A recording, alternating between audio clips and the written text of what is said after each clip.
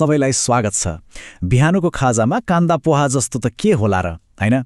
तर आज हामीले बनाउने पोहा यो सामान्य पोहा भन्दा अलि फरक छ। एउटा यस्तो नयाँ तरिका जसले यसलाई साँच्चीकै विशेष बनाइदिन्छ। तर घरमा पोहा बनाउँदा एउटा समस्या छ नि, कि त गिलो हुन्छ कि डल्लो पर्छ, नभए स्वाद नै फिक्का। जति कोसिस गरे पनि सोचे जस्तो बन्दैन, हैन त? अब भने चिन्ता लिनु पर्दैन, किनभने आज हामी एउटा यस्तो विशेष रेसिपीलाई खेलाउँदैछौँ जसले हरेक पटक पोहालाई नरम, स्वादिलो र एकदम फर्र परेको बनाउने वाचा गर्छ। रेस्टुरेन्टको जस्तै पोहा अब घरमै। ल सुरु गरिहालौँ है त। आज हामी 5वटा मुख्य कुरामा ध्यान दिन्छौँ। पहिलो, पोहालाई नभिजाइकन कसरी तयार पार्ने। दोस्रो, यसको स्वादको आधार अनि गुलियो र अमिलोको त्यो खास रहस्य। त्यसपछि आउँछ 2 प्याजको अनौठो जुक्ति र अन्त्यमा यसलाई कसरी राम्रोसँग प्रस्तुत गर्ने। ल, पहिलो र सबैभन्दा महत्त्वपूर्ण कुरा पोहाको तयारी। भनिन्छ नि, सुरुवात राम्रो भयो भने अन्त्य पनि राम्रो हुन्छ। पोहाको हकमा यो एकदमै लागू हुन्छ। चिउराको तयारी मिल्यो भने आधा काम त्यही सकियो। यहाँ एउटा ठूलो रहस्य छ जुन धेरैले गल्ती गर्छन्। पोहालाई पानीमा भिजाएर राख्ने चलन छ, तर त्यो नै सबैभन्दा ठूलो गल्ती हो। त्यसले पोहालाई गिलो बनाइदिन्छ। सही तरिका भनेको भिजाउने होइन, पखाल्ने हो। बगिरहेको पानीमा राम्ररी पखाल्यो भने यसले ठिक मात्रामा पानी सोस्छ र दानाहरू नरम र फर्र पर्छन्। यो गर्न पनि एकदमै सजिलो छ।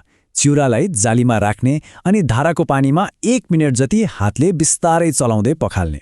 त्यसपछि त्यसलाई त्यत्तिकै 10-15 मिनेट छोडिदिने ताकि पानी राम्ररी तर्कोस्। यति गरेपछि चिउराले बाँकी रहेको चिसोपन सोसेर आफै नरम र फुल्लिएको बन्छ।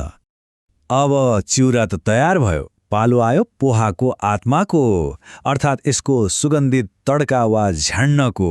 यसैले त हो नि स्वाद आउने। अब तड्काको लागि के चाहियो त? तोरीको तेल, 1 चम्चा जति रायो, 2-3वटा हरियो खुर्सानी, अलिकति कोरेको अदुवा, एउटा मसिनो पारेको प्याज, आधा गोलभेडा र एउटा उसिनेको आलु हो। यिनै चिजहरूको सही मिश्रणले पोहामा ज्यान भर्ने हो। यहाँ पनि एउटा क्रम छ है। पहिले तेल तताउने अनि रायो पड्काउने। रायो पड्केपछि खुर्सानी, अदुवा र प्याज हाल्ने। एउटा कुरा याद राख्नुहोस्, प्याजलाई खैरो बनाउने होइन, हल्का गुलाबी र नरम भए पुग्छ। त्यसपछि गोलभेन्डा र आलु हालेर एकछिन पकाउने।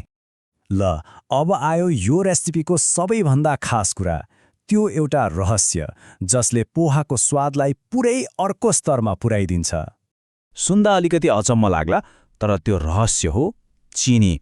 चिनी हाल्नु एकदमै महत्त्वपूर्ण छ। यसले पोहालाई गुलियो बनाउने होइन, वास्तवमा यसले त स्वादलाई कैयौँ गुणा बढाइदिन्छ। सानो कुराले कत्रो फरक पार्छ, हैन?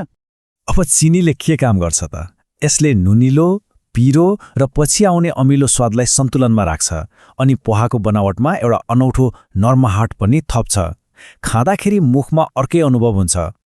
अनि त्यो गुलियोपनलाई सन्तुलनमा राख्न अन्त्यमा आधा कागती निचोर्नै पर्छ। यसले पोहालाई एउटा ताजा चटपटे स्वाद दिन्छ। हरेक घाँसमा मजा आउँछ। अब हामी पुग्यौँ यो रेसिपीको सबैभन्दा नवीन, सबैभन्दा फरक चरणमा। यो तरिका सायद धेरैले प्रयोग गरेका हुँदैनन् होला। 2 हो, रहस्य यही नम्बरमा छ। पोहामा प्याज 1 पटक होइन, 2 पटक हालिन्छ, त्यो पनि 2 फरक तरिकाले। अब यसको कमाल सुन्नुहोस्। पहिलो प्याज जुन हामीले सुरुमै भुट्यौँ, त्यसले पोहालाई गुलियो र सुगन्धित आधार दिन्छ। अनि दोस्रो प्याज जुन पछि काँचै थपिन्छ, त्यसले चाहिँ पोहामा एउटा तीखो, ताजा स्वाद र हल्का काँचोपन थप्छ। सोच्नुस् त, एउटै परिकारमा नरम र काँचो प्याजको स्वाद कस्तो गजबको संयोजन। लौ, हाम्रो पोहा त लगभग तयार भइसक्यो। अब यसलाई अन्तिम रूप दिने बेला आयो। कसरी सजाउने र प्रस्तुत गर्ने? सजाउनको लागि के राख्ने त? प्रशस्त ताजा धनियाँ, भुटेको बदाम अनि त्यो कुरकुरे सेव वा भुजिया। यसले स्वाद मात्र बढाउँदैन, हेर्दा पनि कस्तो राम्रो देखिन्छ। अनि एउटा अन्तिम प्रो टिप, सबै थोक मिलाइसकेपछि आगो निभाउने अनि छोपेर 1 मिनेट जति आराम गर्न दिने। यो 1 मिनेटले के गर्छ भन्दा सबै स्वादहरूलाई एक आपसमा राम्रोसँग घुलमिल हुन दिन्छ। त्यसो भए आजका मुख्य 4 कुराहरू के भए त? पहिलो, पोहालाई भिजाउने होइन, पखाल्ने। दोस्रो, स्वाद बढाउन र नरमपन ल्याउन अलिकति चिनी हाल्ने। तेस्रो, 2 पटक प्याज प्रयोग गर्ने, एउटा भुटेर अर्को काँचै, र चौथो, अन्त्यमा कागतीको रसले ताजापन दिने।